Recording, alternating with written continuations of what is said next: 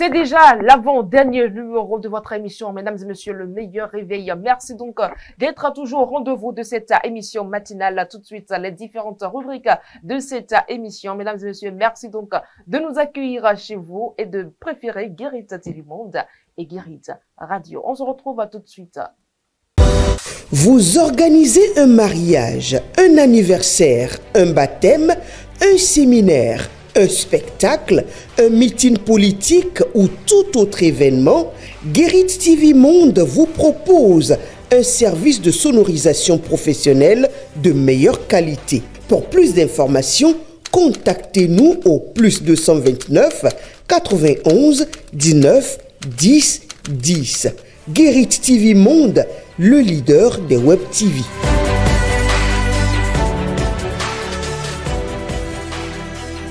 Merci d'être toujours en notre compagnie. Mesdames et messieurs, nous allons à présent retrouver Bérangère Boléan dans la toute première rubrique de cette émission, la revue des titres.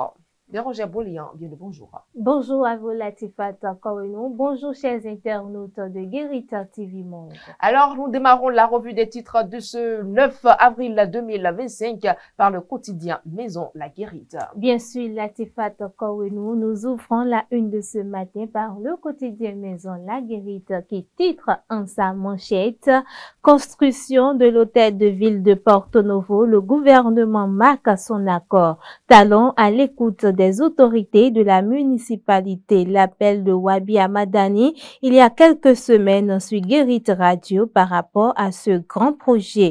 À sa fausse manchette, on lit deux titres. Assemblée nationale, la première session ordinaire de 2025 s'annonce assez dense. Le porte-parole Vitali Boton dévoile le menu. Nommé directeur départemental d'énergie, eau et mines du littoral, Roland Darefa, une promotion méritée. À sa fausse, à l'oreille du quotidien en ligne, Guérit service immobilier, achat et vente de parcelles et maisons en toute légalité. Toujours à la une du quotidien La Guérit, on lit campagne électorale dans le 3e arrondissement au Gabon. Melvin Ndjenjet Gouchoun appelle à voter Olingui. Le député RDB était entouré de plusieurs leaders. Visa Info de ce matin titre présidentiel de 2026, Kids des primaires au sein des partis politiques, s'interroge le quotidien. Le matinal à présent titre révolution foncière au Bénin, les jalons d'une sécurisation totale du territoire tracé. L'autre quotidien à présent titre en sa manchette du jour, lutte contre la mafia foncière au Bénin, bientôt un numéro unique parcellaire pour sécuriser la gestion foncière. La Nation, de son côté titre, gestion électronique de la commande publique, un pas vers plus de transparence. Le quotidien Matin Libre, de son côté titre, ministration pour sécuriser la vente de l'essence de contrebande. La stratégie Talon a-t-elle montré ses limites? S'interroge le quotidien. Le Coopérant, à présent titre, en sa manchette du jour, forte annonce du porte-parole du président de l'Assemblée nationale sur l'ouverture de la première session ordinaire de l'année 2025. Une délégation de haut niveau du Parlement panafricain attendue à Porto Novo ce jour. Une quinzaine de propositions et projets de loi prévus. La modification de la loi numéro 2017-20 portant code du numérique programmé. Fraternité à présent titre en sa manchette du jour, renvoi des élèves en période d'évaluation, les autorités haussent le ton, le phénomène persiste. Le quotidien Clairon, de son côté titre, ouverture ce jour de la première session ordinaire 2025, Vitali Boton lève un coin de voile sur les grands défis de cette session.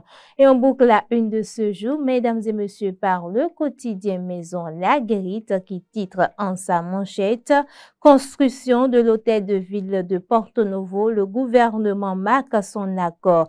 Talon à l'écoute des autorités de la municipalité. » L'appel de Wabi Amadani il y a quelques semaines sur Guérit Radio par rapport à ce grand projet.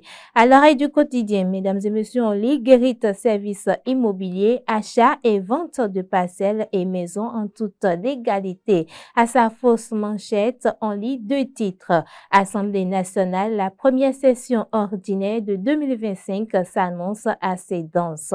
Le porte-parole Vitali Boton dévoile le menu. Nommé directeur départemental énergie, eau et mines du littoral, Roland Darefa, une promotion méritée. Toujours à la une du quotidien La Guérite, on lit campagne électorale dans le 3e arrondissement au Gabon. Melvin Ndjenjet Gouchout appelle à voter Olingui. Le député RDB était entouré de plusieurs leaders. C'est tout, mesdames et messieurs, de la une de ce matin. Merci à vous, Bérangère Bouléon. Mesdames et messieurs, on vous retrouve dans le bulletin d'information tout juste après ceci, toujours avec Bérangère Bouléon.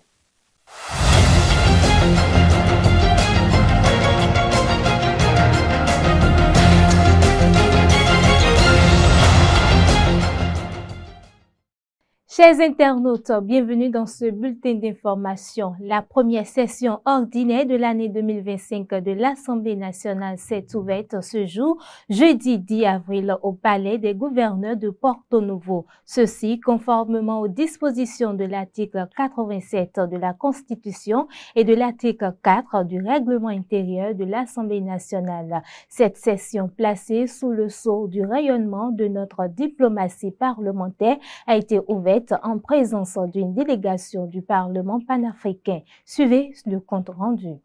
Conformément aux dispositions de l'article 87 de la Constitution et de l'article 4 du règlement intérieur de l'Assemblée nationale, le président Louis Gbéonouv-Lavono a procédé ce jeudi 10 avril 2025 au Palais des gouverneurs à Porto Novo à l'ouverture de la première section ordinaire de l'année 2025. C'est donc parti pour 3 mois d'activité intense.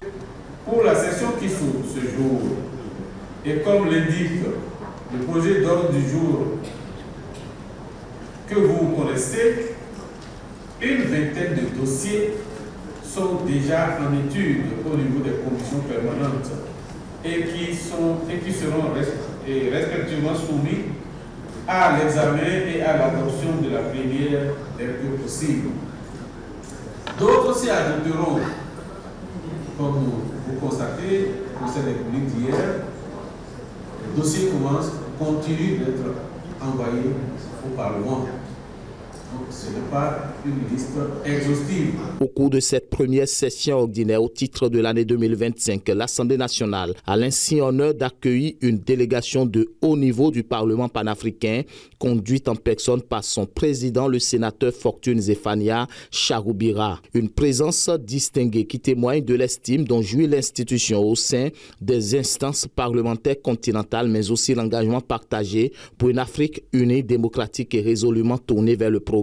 Je voudrais savoir compter, comme par le passé, sur l'esprit de responsabilité et l'engagement de tous afin que cette législature, qui a suscité tant d'espoir lors de son installation, se poursuive et s'achève avec un bilan dont chacun d'entre nous pourra être légitimement fier parce que les fruits auront tenu la promesse de fleurs. Comme le disait l'autre, l'enjeu c'est le Bénin et non les partis politiques, encore moins nos modestes personnes réunies ici.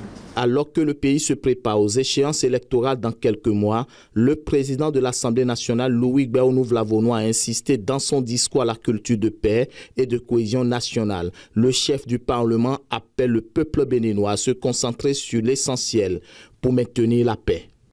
Le président de la République, Patrice Talon, a effectué ce mercredi 9 avril 2025 une visite de courtoisie au domicile du révérend pasteur Emmanuel Ochofa, leader de l'Église du christianisme céleste selon le matinal. Ce geste hautement symbolique s'inscrit dans un processus de réconciliation entre les différentes branches issues du fondateur feu le prophète Samuel Bilérou Joseph Ochofa et selon des Divers sources proches du dossier, les échanges entre le président et le pasteur ont principalement porté sur la nécessité de promouvoir la cohésion et l'harmonie au sein de la communauté céleste, tant au niveau national qu'international. La drépanocytose, mesdames et messieurs, souvent appelée anémie falciforme, se caractérise par la présence de globules rouges anormaux qui perturbent la circulation sanguine et provoquent de graves complications. Dans cet élément, le docteur Doussouyovo nous éclaire sur l'importance de la prévention et du dépistage précoce. La drépanocytose est une maladie héréditaire due à la présence d'une hémoglobine anormale S dans le sang. Pour prévenir cette maladie, il y a plusieurs choses à faire. La plus simple à faire, c'est de boire beaucoup d'eau. Je dis de boire beaucoup d'eau parce que avec la fraîcheur, le sang devient visqueux. Et le sang qui devient visqueux ne circule plus correctement. Et donc l'hématie anormale il y aura une falciformation de l'hématie, c'est-à-dire il y aura une déformation des hématies qui vont s'accoler aux parois des vaisseaux et créer un bouchon, ce qui va entraîner la douleur que ressentent les drépanocytaires durant ces périodes de fraîcheur. Beaucoup boire, ça permet de fluidifier le sang, de rendre le sang beaucoup plus fluide et cela limitera la falciformation, c'est-à-dire la déformation de ces globules rouges. Et donc, si les globules rouges ne se déforment pas, il y aura moins de globules rouges qui vont s'accoler aux parois pour faire des obstacles à la circulation normale du sang. Ensuite, si on a la fièvre, il faut rapidement prendre des médicaments pour traiter la fièvre. Et si on prend des médicaments de la fièvre, le premier jour, le deuxième jour, que ça ne passe pas, il faut rapidement courir à l'hôpital pour voir le médecin, parce que ça peut ne plus être seulement la fièvre, mais il y a peut-être une infection urinaire ou une infection pulmonaire ou un paludisme qui est en dessous et qui entraîne cette perturbation que nous allons ressentir par les crises vaso-occlusives qui s'opèrent chez ces drépanocytaires. Actuellement, la drépanocytaire peut vivre aussi longtemps qu'une personne qui n'est pas drépanocytaire. Tout dépend de comment la prise en charge se fait au niveau de ces drépanocytaires. Tout dépend de la fréquence ou des infections, des affections qui peuvent entraîner et ce malade, qui peut amener ce malade à venir à l'hôpital. Donc, moins le malade fait des crises, plus sa durée de vie est prolongée. Pour éviter cette maladie, il n'y a pas plusieurs choses à faire. C'est de ne pas se mettre en couple avec quelqu'un qui est porteur du trait de drépanocytose. C'est-à-dire, avant de se mettre en couple, il faut faire son électrophorèse de l'hémoglobine. Et si vous êtes AS ou SS, il ne faut pas se mettre avec quelqu'un qui a un S dans son organisme aussi.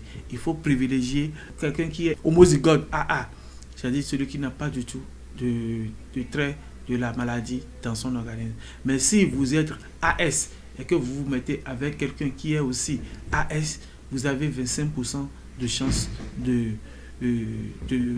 donner un enfant qui va faire sérieusement la maladie. Une information en bref pour boucler ce bulletin d'information. La police républicaine a neutralisé mercredi 9 avril 2025 6 présumés malfrats à Ouidah dans le département de l'Atlantique. L'opération ayant permis de mettre hors de tout état de nuit ces divorcés sociaux s'est déroulée dans une buvette située en face de l'église catholique Saint-Paul de Tovey. Les mises en cause, selon nos sources, ont été suivies par la police après un braquage à Cotonou. Au terme de cette opération, ces braqueurs auraient arraché à un expatrié la somme de 36 millions de francs CFA qu'ils ont utilisé pour se procurer chacun une moto de marque Wave 115.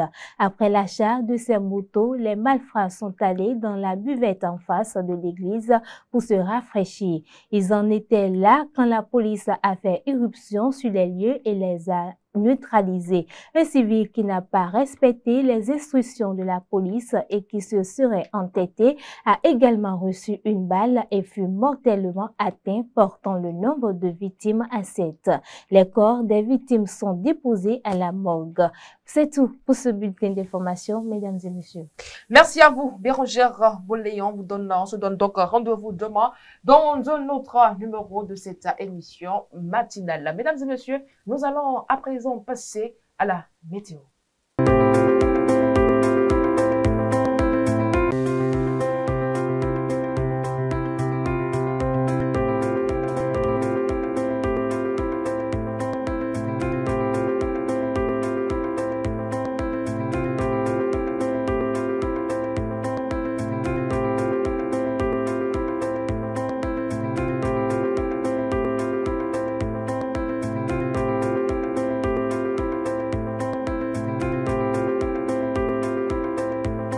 Et il est temps de faire un petit tour au service commercial. Mesdames et messieurs, on se retrouve tout juste après dans votre rubrique l'interview matinale. Il est venu de ce qu'il faut faire alors un set de néologisme entre son nom et la gouvernance qu'il a de la chose publique, qui tranche avec ce que nous avons souvent en Afrique, où on dit quelque chose, on fait autre chose, où on a peur de dire exactement ce qu'il y a, où on a peur de soulever, de relever la réalité du diagnostic. Ce n'est pas le cas chez Patrice Talon. Ça peut être amer, c'est qu'il le dit. Ça peut être très mauvais, c'est qu'il le dit. Mais il ne fait pas que dire. Il apporte des solutions. Il apporte des approches de solutions. Et c'est là où on retrouve, et c'est là toute la différence, c'est là où on retrouve un homme d'État, à savoir, qui dit ce qu'il y a, qui apporte des solutions. Et ce n'est pas pour dire que tout va bien, madame la marquise. Parce qu'apporter une solution ne veut pas dire que les choses doivent être parfaites, mais c'est qu'on peut reconnaître alors le courage des approches de solutions qui ont permis alors à notre pays, 9 ans après l'exercice de pouvoir de Patrice Talon, de relever rigoureusement, sérieusement la tête, au point où, au niveau de l'agriculture, au niveau de l'économie, au niveau du sport, 2 mandats, c'est 2 participations à la CAN. Au niveau de l'école, l'école était en difficulté. On sauvait l'année chaque année, au point où j'ai l'habitude de dire que nos enfants avaient finalement des diplômes sauvés. Depuis l'exercice de pouvoir de Patrice Talon, ce n'est plus le cas, nos enfants sont à l'école. Or, comme le dit Nelson Mandela, vous voulez tuer un pays, retirez leur l'éducation. Ils finiront par s'entretuer eux-mêmes, vous n'avez besoin d'aucune bombe. Et donc, en sauvant l'école, Patrice Talon a tout fait. Patrice Talon a mis alors, ou alors a remis le Bénin sur les rails. Et aujourd'hui, on peut s'en féliciter de ce que nos enfants sont réellement à l'école. En tout état de cause, par rapport à tout ce qu'il y a, il était utile de consigner dans un papier, il était utile de doiter, de montrer que cette façon de faire, qui ramène à ce que certains ont fait pour sortir leur pays de l'honneur, je veux parler de la Chine, de Mao Zedong, je veux parler d'autres pays aussi, qui, il y a de cela à peine 40 ans, 50 ans, étaient dans la même situation que celle de l'Afrique aujourd'hui, mais que 50 ans ou 60 ans après, c'est des pays qui disent leurs mots dans le Conseil des Nations et au sommet. C'est possible aussi au Bénin, le professeur Albert Tevoidjere avait dit que notre pays a une âme. Avec la gouvernance que j'observe chez Patrice Talon, je constate que Tevoidjere n'avait pas menti, notre pays a réellement une âme, puisque impossible n'est pas béninois. Tevoidjere avait dit aussi à la conférence nationale que nous avons vaincu la fatalité. Avec la gouvernance de Patrice Talon, le constat est là de ce que l'État est rétabli complètement dans ses prouesses. Et j'avais jugé utile, pour ne pas dire j'ai jugé utile, de consigner sur papier cette manière de faire, cette façon de gouverner sans état d'âme. L'État n'a pas d'état d'âme, dit-on. Cette façon de gouverner pas avec des humeurs, mais avec un réalisme profond, qui tient compte de nos réalités, de nos vraies réalités, qui livre les vrais diagnostics de ce que nous avons, mais qui ne s'arrête pas là, mais qui apporte des approches de solutions, pour ne pas dire de solutions, qui fait qu'aujourd'hui, nous avons une certaine fierté, ou alors nous avons retrouvé une certaine fierté d'être béninois. Il fallait mettre ça alors sur papier, pour qu'après Patrice Talon, que d'autres qui viennent après puissent savoir effectivement aussi qu'il y a une voie qu'on peut emprunter pour avoir des solutions. Et au-delà du Bénin, je voudrais indiquer, c'est pour ça que j'ai parlé d'un modèle de développement pour l'Afrique, parce que comme vous le savez, dans nos différents pays africains, nos problèmes sont les mêmes. Nous sommes souvent dans le salam alik auprès des bailleurs de fonds. Nous sommes souvent à genoux devant les autres à la recherche d'un certain bonheur, d'un certain développement. Or, on ne développe pas un peuple se développe. Et pour se développer, il faut des sacrifices. Patrice Talon l'a compris. Il a envoyé des Béninois dans des sacrifices profonds, mais des sacrifices utiles pour leur propre développement. Les sacrifices qui permettent à notre pays de mériter son drapeau dans le concert des nations, des sacrifices qui permettent à ce que demain soit meilleur pour nous-mêmes, pour nos enfants et pour nos petits-enfants. Pour que cela soit vraiment à portée de tout le monde, le numérique existe et est désormais sur la toile, mais on peut s'en procurer aussi au niveau des librairies et dans nos kiosques. Fauzia Sefou est déjà sur place, mesdames et messieurs, pour nous livrer la revue de presse de ce 10 avril 2025. Je vous invite donc à la retrouver.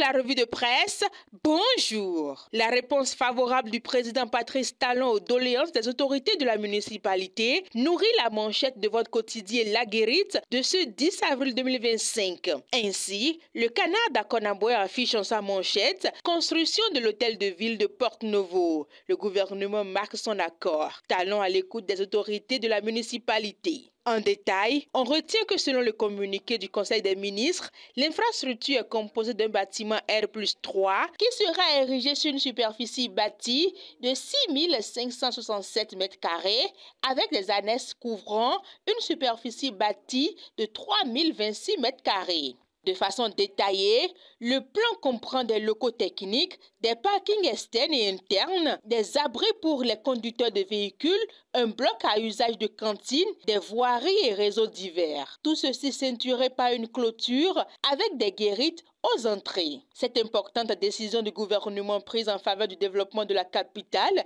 est bien la preuve que le président de la République, Patrice Talon, est à l'écoute des autorités de la municipalité. À la une des journaux, l'ouverture ce jeudi de la première session ordinaire de l'année 2025 au Parlement béninois. L'informateur nous apprend que le président du Parlement panafricain est aux côtés de Vlavonou. La même information est relayée par Info Matin qui note que les députés retrouvent l'hémicycle pour 3 mois. Le Grand Matin, Palabre au quotidien, Le Clairon, Le Coopérant, L'autre quotidien et La Guérite ont mis un accent particulier sur cette actualité et affirment que la première session ordinaire de l'année 2025 s'annonce assez dense. Dans un autre registre, on retrouve Matin Libre qui pose une grosse interrogation. Munistation pour sécuriser la vente de l'essence de contrebande. La stratégie Talon a-t-elle montré ses limites face aux paillots? S'interroge mon confrère. Selon le quotidien, la rupture est-elle contrainte de faire avec le pailleur? Tels des champions,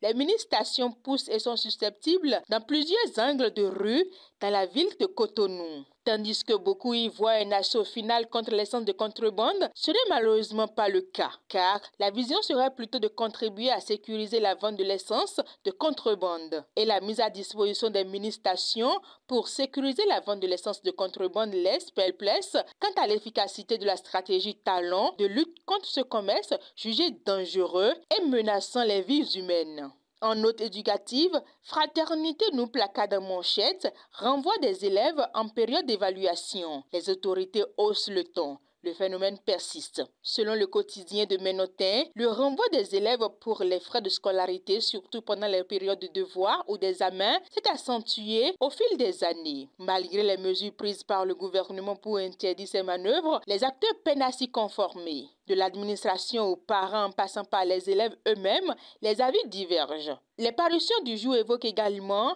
la révolution foncière au Bénin. Avec le matinal, on apprend les jalons d'une sécurisation totale du territoire tracé. En détail, On retient dans le quotidien de Dandji que lors du Conseil des ministres du 9 avril 2025, le gouvernement a adopté une décision cruciale relative à la mise en œuvre du numéro unique parcellaire, à la confirmation cadastrale des droits fonciers ainsi qu'à la mise à jour continue du cadastre national. L'innovation majeure est que ce document stratégique entend centraliser l'ensemble des dispositifs juridiques, techniques et institutionnels relatifs à la gestion foncière au Bénin. La même information a retenu l'attention du quotidien Info Matin et l'autre quotidien qui mentionne lutte contre la mafia foncière au Bénin. Bientôt un numéro unique parcellaire pour sécuriser la gestion foncière. Et pour finir, rendons-nous au Gabon avec Laguérite qui suit la campagne présidentielle de très près. Ainsi, Chabzine Badarou nous rapporte que dans le 3e arrondissement du Gabon,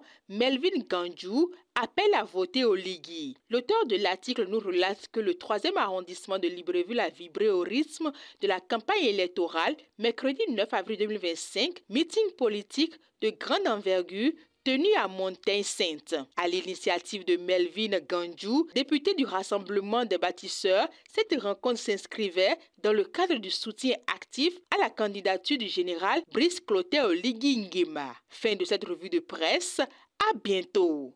C'est terminé pour aujourd'hui. Mesdames et messieurs, merci d'avoir été des nôtres. On se donne donc rendez-vous lundi prochain dans un autre numéro de votre émission. Le tout prochain, le numéro de demain, est à suivre avec Amanda Esmeralda Dake. De l'autre côté, mesdames et messieurs, Alphonse Boton, Brian. Et ensemble, on vous donne rendez-vous demain.